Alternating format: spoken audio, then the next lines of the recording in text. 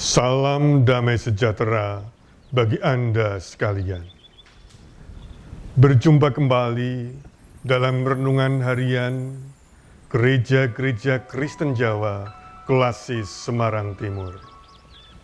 Saudara-saudara yang terkasih dalam Tuhan Yesus, kegembiraan dalam hidup terjadi ketika hati tidak dimuati dengan beban kesalahan, penyesalan, dan rasa malu masa lalu yang dibawa hingga masa kini.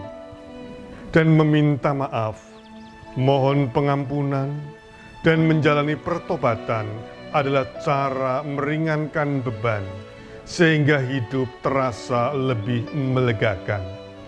Tentu saja mesti dibarengi dengan perubahan cara hidup ke depan. Firman Tuhan yang hendak kita dengarkan dari Injil Lukas 19 ayat 5 sampai dengan yang ke-10.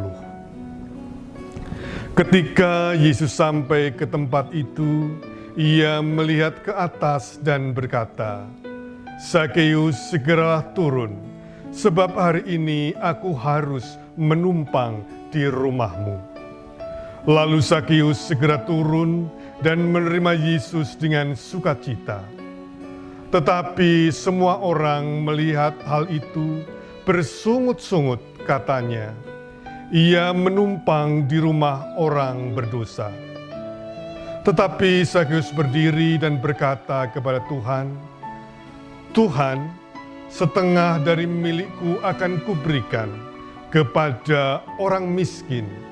Dan sekiranya ada sesuatu yang kuperas dari seorang akan kukembalikan 4 kali lipat."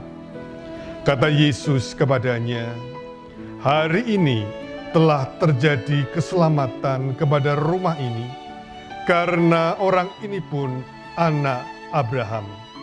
Sebab Anak Manusia datang untuk mencari dan menyelamatkan yang hilang." Demikianlah sabda Tuhan.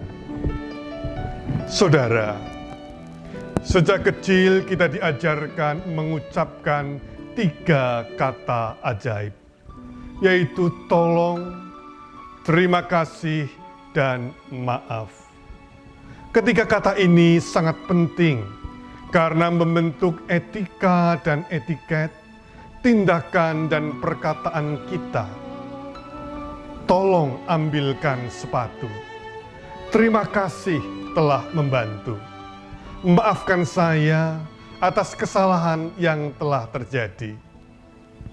Dan yang paling sulit di antara ketiga kata ini adalah minta maaf. Mengapa? Karena meminta maaf berarti bersedia mengakui bahwa aku salah, berhenti, dan tidak akan mengulangi yang salah, bertanggung jawab atas kerusakan yang disebabkan kesalahannya, dan bersedia melakukan yang benar. Ada tanggung jawab yang mengikutinya. Ini adalah permohonan maaf yang sebenarnya, bukan sekedar lip service. Jika minta maaf adalah kepada sesama manusia, lebih kurang. Demikian pula ketika mohon ampun kepada Tuhan. Kita telah mendengar kisah Zakeus, si pemungut cukai, mungkin berkali-kali sejak sekolah minggu hingga kini. Zakeus adalah orang kaya yang pendek badannya dan tidak disukai teman-temannya karena ia bekerja kepada penjajah Roma untuk menarik pajak kepada saudara sebangsanya. Ia digolongkan orang yang berdosa karena hidup bersenang-senang di atas penderitaan sesama saudara dan saudarinya. Tetangganya jaga jarak darinya.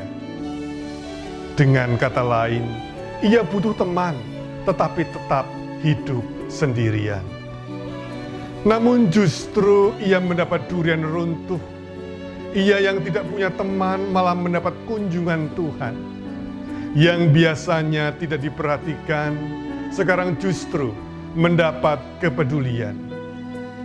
Ia sangat senang dan ia bertobat, katanya.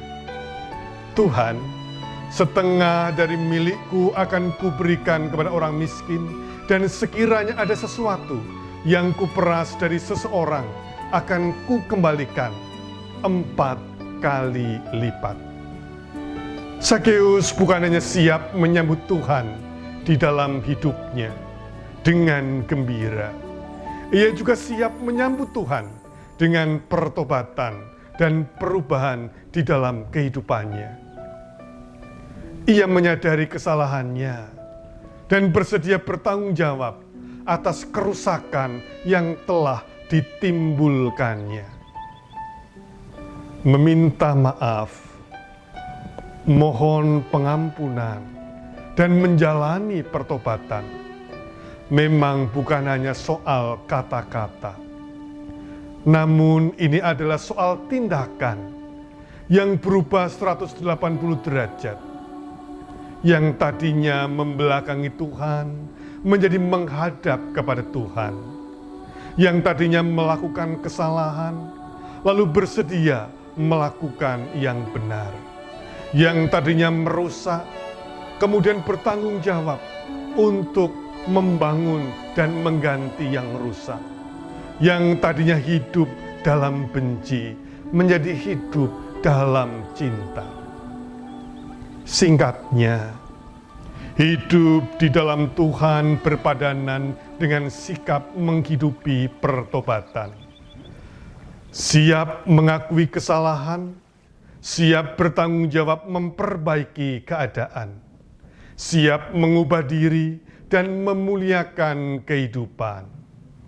Sabda Tuhan, Anak Manusia datang untuk mencari dan menyelamatkan yang hilang. Oleh karena itu, marilah kita masuk dalam kerahiman Allah dengan hidup dalam pertobatan, agar kita tidak terhitung mereka yang terhilang. Tuhan memberkati. Amin.